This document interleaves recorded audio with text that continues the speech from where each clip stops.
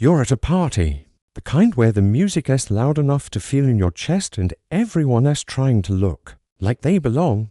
You're holding a drink, scanning the room, and there is that familiar knot in your gut, the one that whispers you're not quite in control, not quite the guy everyone's drawn to. All this time, you've been sabotaging yourself with a habit so ingrained you barely notice it, people-pleasing. You're nodding along to boring stories, laughing at weak jokes, bending over backward to keep everyone happy, thinking it'll make you the center of the room. It doesn't.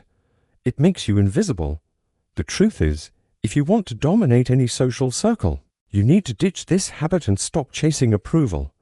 By the end of this video, you'll know exactly how to break free and become the man everyone gravitates toward, not because you're trying, but because you're undeniable.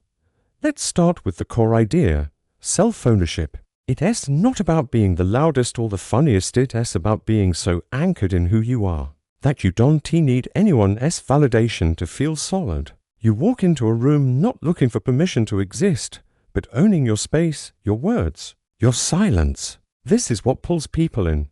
What makes them lean closer when you speak? What makes them remember you when the night's over? People-pleasing kills this. Every time you adjust your vibe to fit the crowd, you're handing over your power, telling everyone you're not enough on your own. The guy who dominates isn't he the one who makes everyone like him, he is the one who doesn't he care. If they don't he? I saw this play out with a friend, Tom, who used to be the king of blending in. He'd walk into a bar and turn into a social chameleon, agreeing with every opinion, cracking jokes to fill silences, buying rounds to keep the good vibes going. One night, we're at a packed club, and he's working overtime to keep a group entertained. He's laughing too hard, nodding too much, and you can see the sweat on his forehead as he tries to hold the conversation together. The group's polite, but they're not hooked, their eyes are drifting, their phones are out. Then something shifts. Tom gets a call, steps away, and when he comes back, he's different, quieter, less eager. "I'm good," he says when someone offers him a shot, and he leans back, watching the group like he's sizing them up. Suddenly, they're asking him questions, pulling him into the conversation. By the end of the night, they're begging him to join them at the next spot. What changed? He stopped trying to please them and started owning himself. Here's where most guys go wrong. They think people-pleasing is just being nice, that it's the safe way to win friends and influence people. It's not. It's a trap. Every time you swallow your real thoughts to avoid rocking the boat, you're training the room to see you as a follower, not a leader. You're the guy who's fine with anything, who never challenges, never stands out. People don't respect that, they overlook it. The mistake isn't in being kind. It's in thinking kindness means erasing yourself. Real kindness comes from strength, from knowing who you are and offering it without apology. When you're constantly tweaking your words or actions to keep everyone comfortable, you're not being nice, you're being weak, and the room feels it. Try this right now. Think about the last social situation where you felt out of place. Maybe a party, a work event, a night out. Replay it in your head. Were you adjusting yourself, laughing when you didn't want to, agreeing when you didn't care, staying quiet when you had something to say? If you're honest, you'll see it. You were performing, trying to fit in, hoping to be liked. Now imagine this instead. You're in that same room, but you're not chasing approval. You say what you think, not what's safe. You walk away from a boring conversation, not because you're rude, but because your time's worth more. That shift, that rejection of people-pleasing, is the foundation of self-ownership. It's not about being a jerk, it's about being real. And that's what makes people notice you, respect you, follow you. The challenge is to catch yourself in the act. Next time you're in a group, pay attention to that urge to smooth things over, to laugh at a bad joke, to nod along with a story you don't care about, to stay in a conversation that's going nowhere. Don't do something different. Say what's on your mind, even if it's not polished. If the group's stuck on small talk, throw in something real, maybe a bold opinion, a story that matters to you. If someone's dominating the vibe, excuse yourself and talk to someone else. The point isn't to be contrarian, it's to show you're not here to blend in. That's the energy that shifts the room, that makes people start looking to you, not past you. It's not about forcing your way to the center, it's about being the center, and that starts with ditching the habit of living for everyone else's approval. You're at a backyard barbecue, the sun dipping low, the air thick with grilled meat and laughter.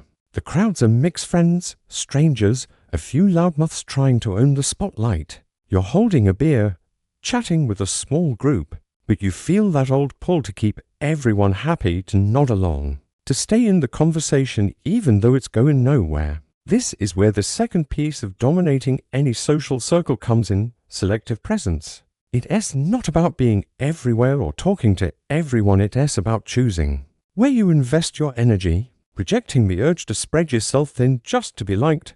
You're not here to fill every silence or win every smile. You're here to show up fully, but only where it counts. And that's what makes the room orbit around you.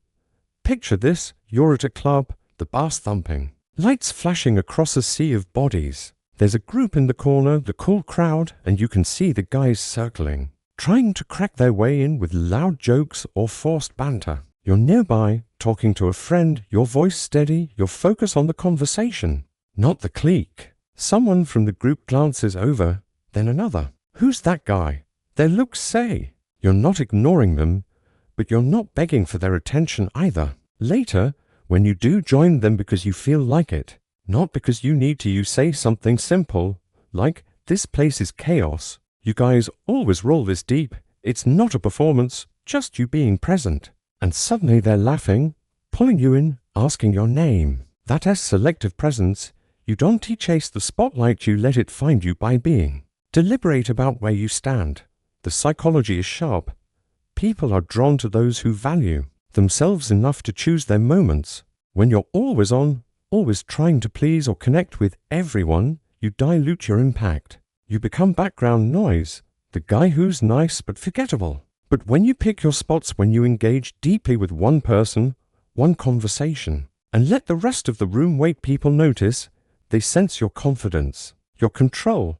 It's not about being aloof, it's about being intentional. The room starts to adjust to you, not the other way around, because you're showing you don't need to be everywhere to be someone. That's what makes people lean in, what makes them want to be in your orbit, because you're not chasing theirs.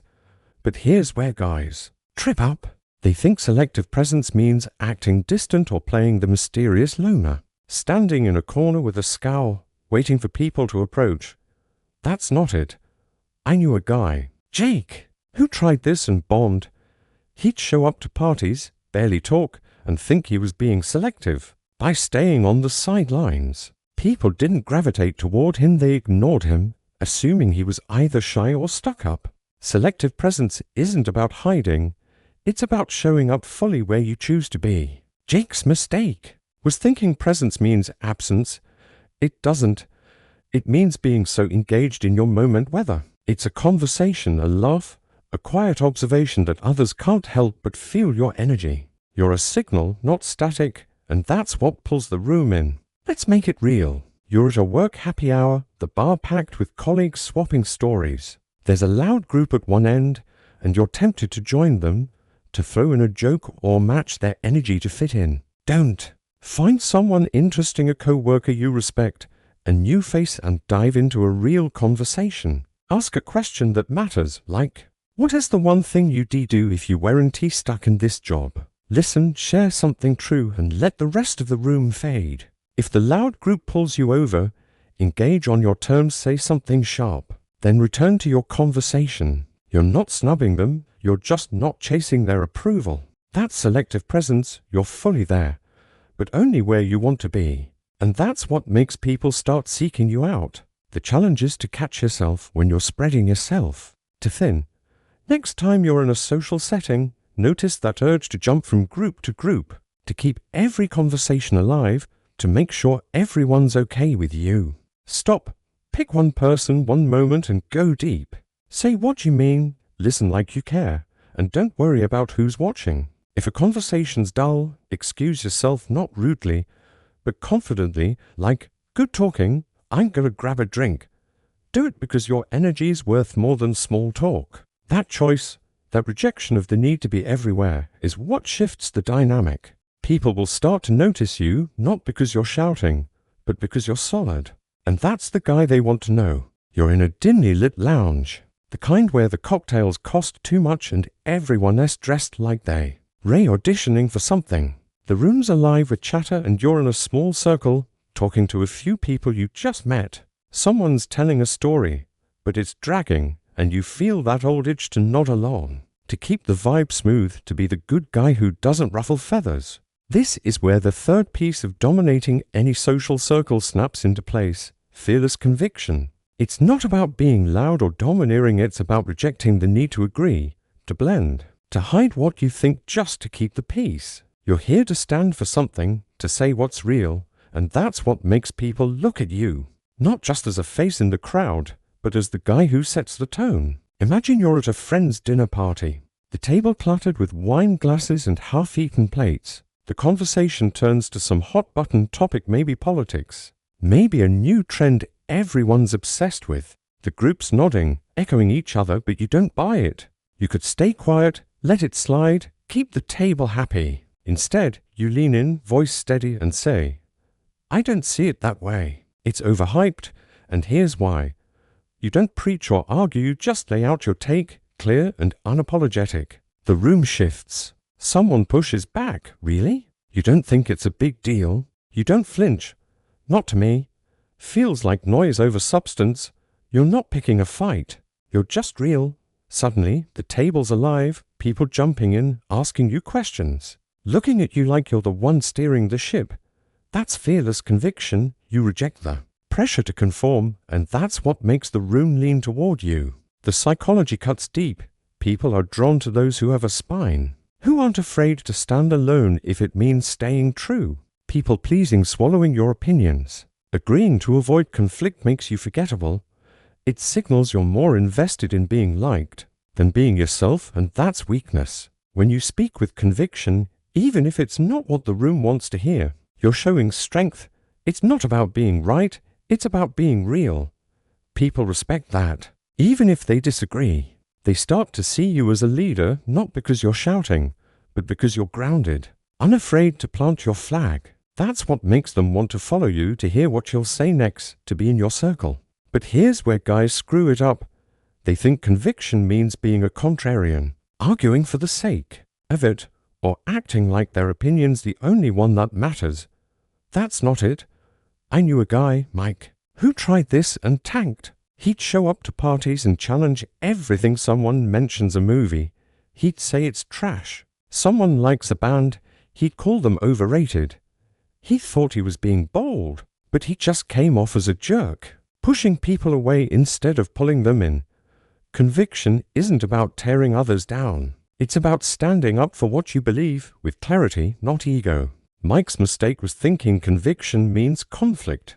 It doesn't. It means owning your truth so fully that others feel it, even if they don't share it. Let's make it practical. You're at a bar with some friends, and the conversation is stuck on something you don't vibe with. Maybe it is gossip about a co-worker or a trend you think is pointless. The old you would have nodded, maybe thrown in a yeah, totally to keep things light. Now you pause, take a sip of your drink and say, "I don't get the hype." Feels like a distraction from what actually matters. You don't lecture, you just drop your take and let it land. Someone might push back, "What? You don't care about this?" You shrug, calm, "Not really. I'm more about whatever drives you." You're not shutting them down, you're just not bending. The group shifts, someone agrees. Someone changes the topic, but they're all looking at you now, feeling your weight. That's conviction. You reject the need to go along, and that's what makes you the guy they can't ignore. The challenge is to spot the moments where you're tempted to coast.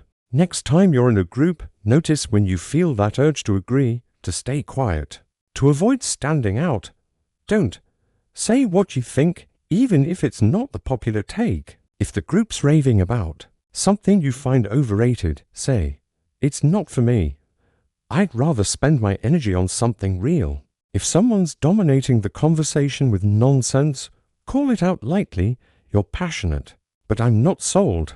The point isn't to start a debate. It's to show you're not here to echo the room. That's what plants you in their minds, not as the guy who fits in, but as the guy who stands out.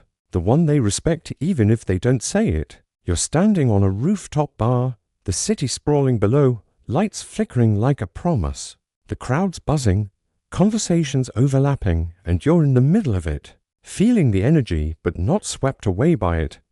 Someone's telling a story, and the group's hanging on their every word, but you notice something they're all performing, chasing laughs, approval, attention. You don't. This is where the final piece of dominating any social circle locks in: authentic gravity. It's not about being the loudest or the most charming, it's about being so real, so rooted in your truth, that you reject the need to perform at all. You're not here to win the room, you're here to be you, and that's what makes the room come to you, drawn to a man who's whole without their applause.